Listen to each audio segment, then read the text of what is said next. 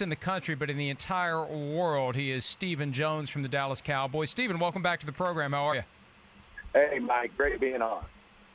So I know all the work that goes into getting ready for the draft, and then that 3 days is a marathon and a sprint combined, also a game of chess, checkers, and chicken all rolled into one. What's the first thing you do when the draft is over and you finally get a chance to take a breath? Well, usually have a little drink there with the scouts, and what we usually do is like to put on the tape of the draft picks and our point of attack tape and watch our players. It's enjoyable.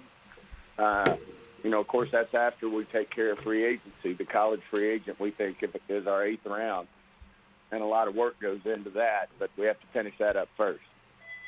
How much time do you spend on the back end of the draft getting that free agency class lined up? Well, it's always been a big, big deal for us. We look at it as having, you name the number, 5, 6, 7 picks right after the draft's over if we get to pick the guys we want, and usually they come off our draft board. So we put a lot of work into that. Well, and that's how you found Tony Romo way back when. So those are very valuable picks. Some of those guys go on to be starters, Hall of Famers, et cetera. One of the things that Jerry Jones said recently about this year's Cowboys that caught a lot of people's attention, the idea that there's no reason the team won't be better this year. Do you agree with that assessment? There's no reason for the team to not be better? I agree with that. I think we've done a lot to improve this football team, and I've put a lot of work into it. We've had another draft class that we've been able to add to this team, and certainly losing Cole Beasley was a tough one, but we feel like between what we did in free agency and what we did in the draft that we have a chance to be as dynamic, if not more dynamic, at that position. So we just feel really good about our football team. We get Travis Frederick back, and as I mentioned, we had really feel good about our draft. It's always hard to have a wow draft when you don't have a number one pick, but we really feel like we were efficient in how we drafted players. And to mention, we had a good college free agency class. And, as far as we're concerned right now, we're ready to go to training camp and go to work. We're always looking for ways to improve our roster, and we'll continue to do that. But we think we've got some really good depth, and if the right situation came along to improve the position, then we would certainly feel like we've got some depth in some other areas that would allow us to do that. Do you get concerned that the expectation that the team will be better this year than last year is going to put extra pressure, maybe undue pressure on your coaching staff, or is that part of the reason to say it? You want them to feel that pressure and that urgency to take these players and turn them into something better than they were last year? Well, I don't even think we have to say it. I think our coaching staff knows it. I think our organization as a whole knows it. I know our players feel that way, that we need to take this next step. We feel like we've got a good young football team, a good nucleus, but also some frustration that we weren't able to take that next step last year, but sure feel like, another year of experience with some of our younger guys, in particular Dak, and, improving hopefully our football team as a whole, that we can take that next step. And I don't think Jerry saying it is any revelation to anybody. I think everybody puts that on themselves. Hello, friends. Mark Holmes here with my buddy Cowboy Joe Boo. And as always, thank you guys for watching, commenting, and subscribing to the Joe Boo Sports Report. Without you guys, this literally does not work. I see we are already open for business. The football gods are awake. And let me say hello to North Carolina's Cowboys fan, biggest Cowboys fan, Stephanie. So happy you're back. Miss Jackie, I see Steffi Bates, I see Carden, I see Joseph. How is Joseph Hartley, not Heatherly, because he got a big heart. Quest Cowboys, I know my son's over here shaking his head, okay? Hey, but see, you gotta, hey, come on. You gotta like the way I can recover when I make a mistake, okay? See, that's rolling with the punches and stuff. Yeah, I messed up his name over and over again, but I had a hell of a comeback. I see Raymond there. I see Brian from SoCal. SoCal, I still have to get with you about doing the logo because I need the thing. I need to imprint it on the screen when we do our live streams and stuff. so damn busy trying to keep up with everything. Miss Jackie, who's keeping me well informed on everything. There's Junior Smooth Scripted. And let me address a couple of comments in here, because somebody said I got fat. Now, I know I did put 6 pounds back on. But just like when people were talking about Zeke Elliott looked like he was fat and out of shape, a lot of times it's the position that you're in. One thing that the photographer taught me, like if you're taking pictures, understand, like if you have a fish, you catch a fish, don't hold the fish behind you. Hold the fish in front of you, because it's going to be closer to the camera itself, it's going to look huge. And the same thing about when you take a picture, because when you take a picture, what you want to do is you want to lean into the camera, because your face will be there before the rest of your body, so it's slimming. And as my wife always says, why are you wearing those baby tees? Because they make you look like a fat ass. And so if you see different colors are slimming, like when I wear the dark blue shirts, the only problem is it messes with the lights and stuff. I use white shirts and stuff, it messes with the lights. So I kind of have to use gray. And the gray ones, well, they kind of show my love handles, my Michelin Man, whatever you want to call it, you know, my belly on the side. But really, I haven't put all that weight. I'm still about 18 pounds from where I was before Christmas. But thank you for the concern. I appreciate that. So Stephen Jones has been talking, of course, about we want to take the next step. You'll remember famously when the season ended, Jason Garrett was happy. You know what? We're not looking at making a bunch of changes. You know, things went well for the season. We took a step. We won a playoff game and everything. We're good. And that's where Stephen Jones, who I believe is taking over more and more of the owner's role with the team. You are hearing Stephen Jones doing more and more of the talking over Jerry Jones. You're hearing Will McClay do more talking like a GM, more so than Jerry Jones. And they are running this organization together. It's not Jerry Jones anymore, where he's, you know, designing the stadium, he's picking the players, he's doing the contracts, he's doing the media. It is by committee, and I think it's going to be good for the team. You can't argue with the talent that this team has amassed. The fact that we have had over the last 6 years that Will McClay has been the GM, shadow GM, head of scouting, that we have 13 Pro Bowl appearances by players he's drafted. To put that in perspective, the other teams combined only have 10 in our division. Problem is, we got to do something with that talent. That's the bottom line. We have to do something with the talent.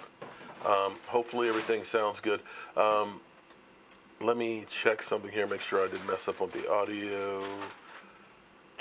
Okay, all right, we're good. All right, so Stephen Jones kind of is letting us know quietly that what we do this season is important. We're expecting to take another step. Now, most of the talking heads out there have us, of course, being, you know, the Dallas Cowboys, 18th ranked offense. USA Today has us ranked 15th as far as preseason rankings. Some have us as high as 10, but then they'll have the Doo-Doo Browns, and they'll have the Eagles, and they'll even have the Fudge Packers all rated ahead of us. And that goes back to the whole Dallas Cowboys hate. And I shouldn't let it upset me, but I kind of was like, you know what? Read between the lines, people. Read between the lines, because that crap that you're talking is really, really crap. There's no way in the world that you can look at a team that went 10-6 last year, 10-6, that even in a bad year went 9-7 the year before and did 13-3. That you didn't have major losses that you did not make up for. Because you can look around with the Dallas Cowboys and you can say, Zeke Elliott, he's still healthy. He's 600 yards better than anybody else in the time he's been in the NFL. Your quarterback, who regressed at 2016, we'll give you that. He played lights out the second half of that season once he got Amari Cooper. So you look at that, and he stays healthy. You got a playmaking wide receiver, Amari Cooper, who will now have a training camp. You got a Randall Cobb who can play inside, outside, can do almost anything more than Cole Beasley did. So that's an upgrade.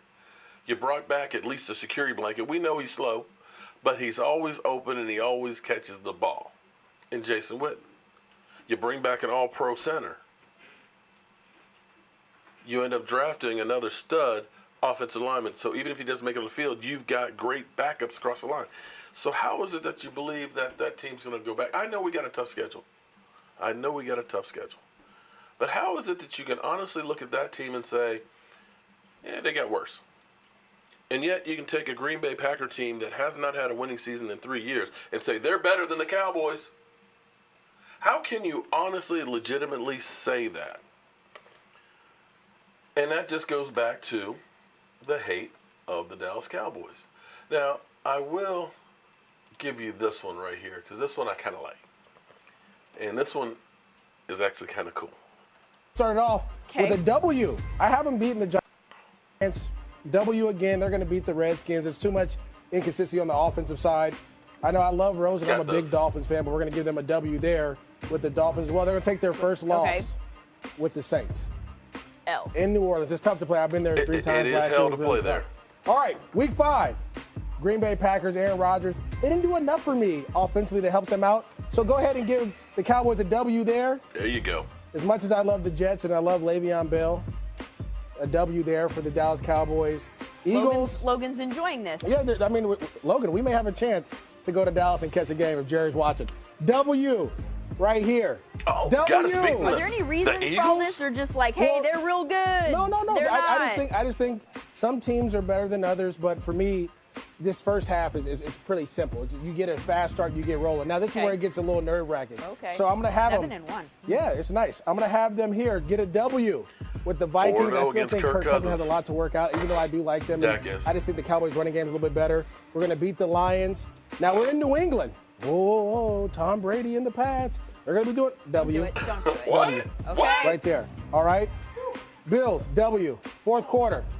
Here we go. We're going to take a loss. Guys, it's cold in Chicago. We already know they're going to lose to the Rams. Because they pay you. That always happens. Stop. You don't tell everybody that. Loss in Philly. And then W here. 12-4. Jerry, give me a jersey. Tell Mike Irvin to call me. I do have you guys going 12-4. I don't know if you go past the division round. I hope you don't play my Rams. If you do, then that's going to be an L. So last year, this would have been the second best record in the NFL. Really? So 12-4. Well, I mean, the schedule's setting up real nice for them. It really is. I think this is going to be a big game right here. But, yeah, see, it's going to be a big game. I think that's where you would have said, bruh. No. They're good. I believe in you, Zeke. Keep eating. All right. So if you're wondering who that was, that is Maurice Jones-Drew, who was actually giving that. And there's a couple of people who are kind of on the Cowboys bandwagon, which always scares me. Because whenever the Cowboys are expected to do stuff is when we have problems. When we are, you remember when they were talking, when we had the new stadium first opened up, and it was the Dallas Cowboys could be the first team to host a home Super Bowl. And Jerry Jones, he was getting ready to polish up that trophy. He was ready to rock and roll on that thing. But it ended up being, we fired the coach and we hired Jason Garrett. Any news on Rico Gathers? Rico Gathers is still on the team. That's news. So we've got Stephen Jones talking about Zeke Elliott. And he says, Zeke Elliott is the straw that stirs our drink. I hope he's not like James Bond, where he gets his martini shaken, not stirred. You know what I mean? I'm not sure how to take that one. Because, I mean, you can kind of swizzle it around a little bit. You know, if it's got a lid, you can kind of shake it up. But I think they will get a deal done with Zeke. And, we've had Emmitt Smith saying, listen, Zeke Elliott has done everything that you've asked him to do. You drafted him to be a running back and everything else. And here's the thing, because a lot of people, there's still the Dak hate out there. There's all those people out there that say that our quarterback is garbage without Zeke Elliott. Well, I'm going to go ahead and say it like this. I think you can't have one without the other. You honestly need both guys. Everybody keeps thinking that if you got a great running back, then you can just do wonderful things. But check this out. In 2015, we had the fourth best running attack with Run DMC. Fourth best in the NFL. And we won one game without Tony Romo. One game without Tony Romo. So, as much as you like to think that if you got a great running back, you're going to be winning. We don't need nothing else. Then look at Adrian Peterson's career. How many rings he got? Barry Sanders, how many rings he got? Herschel Walker, how many rings he got? Earl Campbell, how many rings he got? O.J. Simpson, how many he got? Eric Dickerson, how many he got?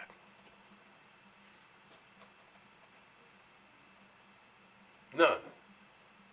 And if you start looking at the NFL, take a look at the highest passing teams this year. What do? They make the playoffs? Matty Ice? Big Ben? You got to have a running game to go with the passing game. The running game opens up the passing. The passing opens up the running game. You're balanced. The defense doesn't know what to try and stop. Look at Drew Brees. Drew Brees has had 5,000 plus seasons, and the team is 7-9.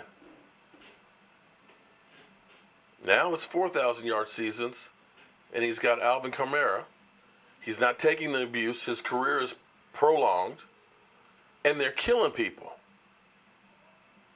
Had we realized this earlier in Tony Romo's career, instead of passing 65 to 70% of the time, where defense would basically tee off on your quarterback, they know, don't worry about the running game because they're not getting 1,000 yards a year by any of their running backs. Period. So make no mistake about it. I'm not saying that Dak Prescott is Aaron Rodgers yet. I'm not saying that he is Tom Brady yet. But if you take the numbers and the statistics of what he has accomplished in the first 3 years and compare it to a lot of great quarterbacks, he's already done more than any of them. Yet we just get this whole thing that he's dink and dunk Dak trash cut. And I just don't understand where all of it comes from.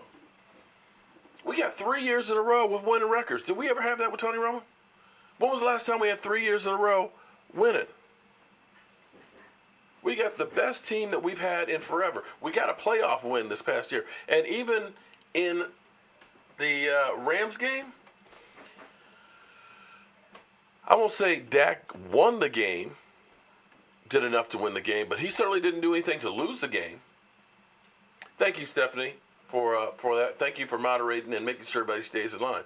So that's where we are, that you need both of them. If you think that any quarterback can do the job, we tried that with Brandon Wheaton. We tried that with Kellen Moore. And we tried that with Matt Castle and got one damn win. And Dak took that same team. As much as you guys talk about him, he took the same team, with the only difference being we had Zeke Elliott instead of Run DMC, who got 300 yards more rushing. And we went 13-3. 13-3. Okay? So if you don't think a quarterback makes a difference, then you're an idiot. Now, granted, having Zeke Elliott makes a hell of a difference too. And that's why they're the yin and the yang and why you need both of them.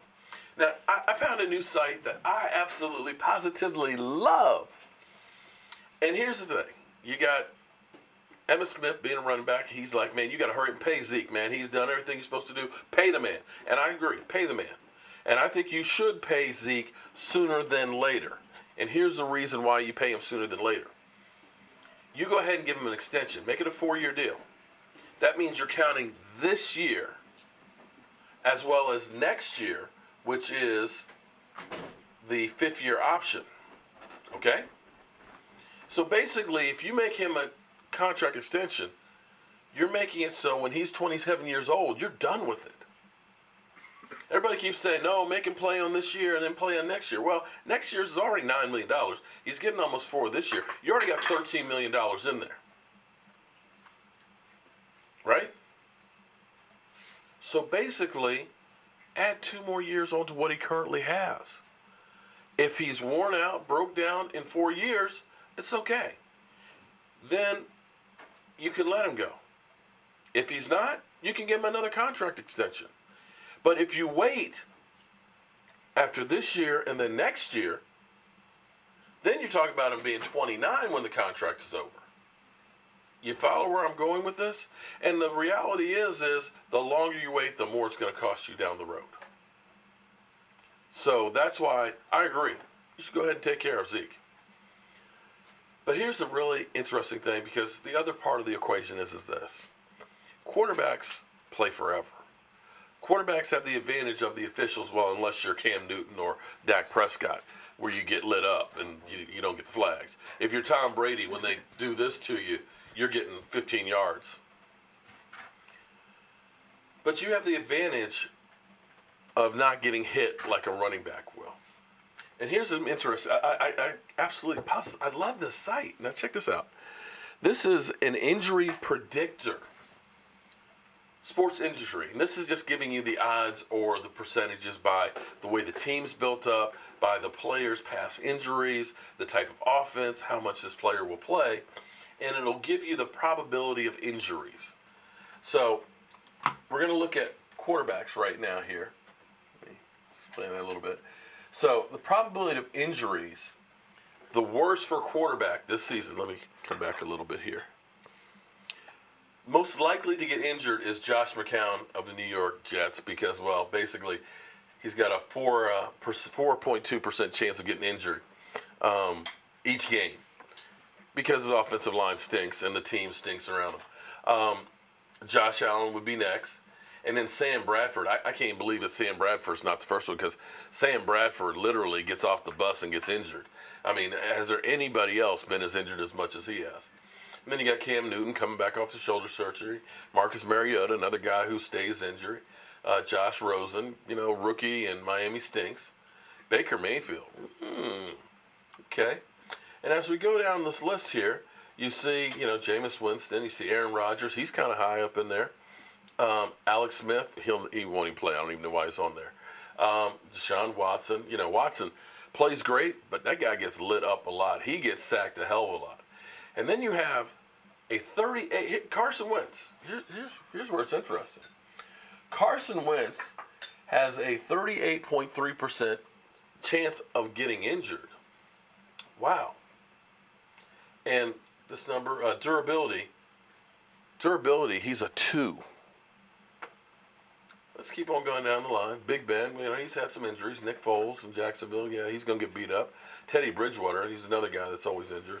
Lamar Jackson with his style, he'll get beat up. Ryan Fitzpatrick, yeah, he kind of gets nicked up. You ever notice how Ryan Fitzpatrick always starts out with like 3-4 games and he looks like he's all world, and then they start saying, oh my God, looks like he's the answer for this team. Yeah, and then he goes downhill. Okay, but as we go down through here, we got Russell Wilson, Jared Goff, Andy Dalton, Pat Mahomes, Blake Bortles. Wow. And then, finally, Dak Prescott. So you got 38% chance of Carson Wentz getting injured. You got Dak Prescott down here towards the bottom. And I mean towards the bottom. At 25.6%. And his durability, 16. So, okay. So that's kind of cool. So keep that list in mind. And here's the problem you have for running backs. when you start looking at the percentage probability of injuries, the quarterbacks were, worst case, in the 40s. But here you have 77% probability for an injury for Tevin Coleman. You know, as you go down the list, you know, all of the running backs are high in there. Darren Sproles at 57. Chris Thompson coming back from injury, 57. Going on down, where's Zeke? Where's Zeke? Where's Zeke?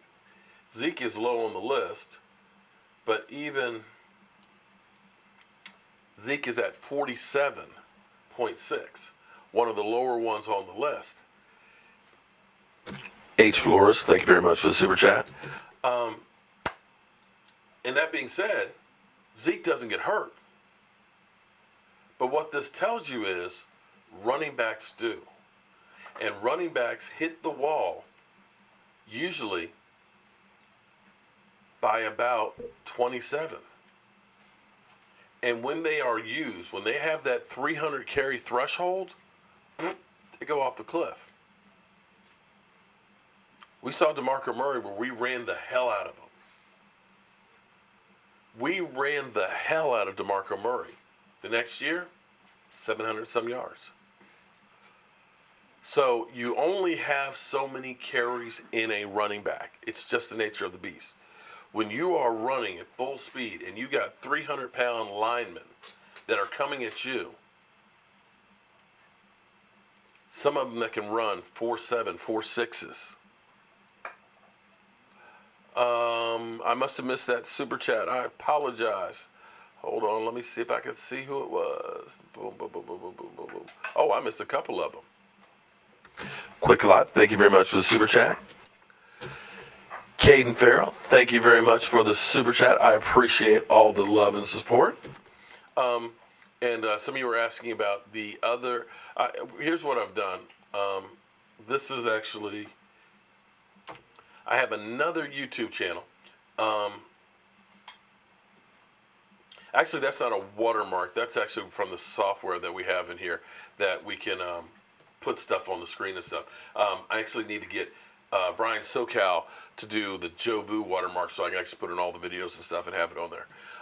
YouTube is doing some stuff. They're dealing with Proposition 13 in Europe. Make a long story short, there's new copyright laws in Europe, so basically they'll be able to go after YouTube or Facebook and things like that. So YouTube is getting proactive, and they're going through and they're literally shutting down channels and demonetizing them. We've already had Law Nation has been demonetized. I lost my other channel. So we've created another channel so that way during the day when I'm working at my day job, we can live stream once we get to 1,000 subscribers, and we can post content on there, and then we at least have a second channel just in case. I appreciate that, Aaron Ray. Just in case something happens, we can always go there because I do not want to skip a beat. Last year, I ended up losing my channel right a week before the season started, and literally I just about wanted to die. I'm addicted to YouTube. I'll be the first one to admit it. I'm addicted to being able to talk and communicate with all you great people because you guys truly are my family. So we're trying to plan for the future and make sure that we have a voice. So we're still working on some other things behind the screens, and we're working together with some other people. We did a video with West Coast Tyson, a great Facebooker, and he's doing a lot of good stuff, and we want to spotlight and help other channels and things like that. Cowboys 5 ring, thank you very much for the super chat. And some people have been asking me, where'd I get my shirt? Unfortunately, I don't know because I've had this one for way too long. Probably had this shirt for about 10 years or so, so I have no idea where I got it from because we've been waiting for that 6th ring for quite a while. Okay, so let me get to some of these comments and stuff that are on here. But we got to have me for the games. Oh, I know. Oh, Mark, stop it. What did I do? What did I do that I need to stop? Well, thank you very much, North Carolina's a Cowboy fan. I appreciate that.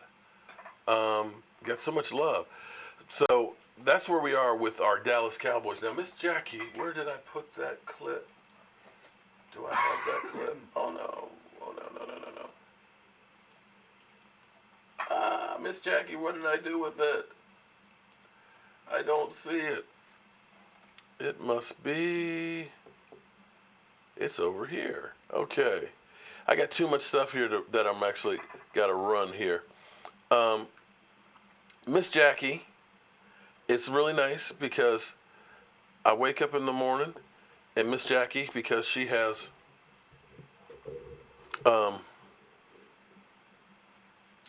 because she's Central Time and I am Eastern, she goes to bed a lot later than I do, so she sees stuff that's going on that I didn't. So what's kind of cool is she sent me this clip last night, and I got to tell you, I absolutely, positively love it. Okay, and I can't blow this up any bigger, but let me see if I can zoom it in a little bit more. I guess I can't. But this is practice. Not a game. Not a game. Not a game. We're talking about practice. And what you're going to see here is Tavon Austin. And I probably mispronounced his name like I always do. But Tavon Austin, look at the speed this guy has. Look. And you see my quarterback throwing it 50 yards. Let me run that back again. Let me run that back one more time.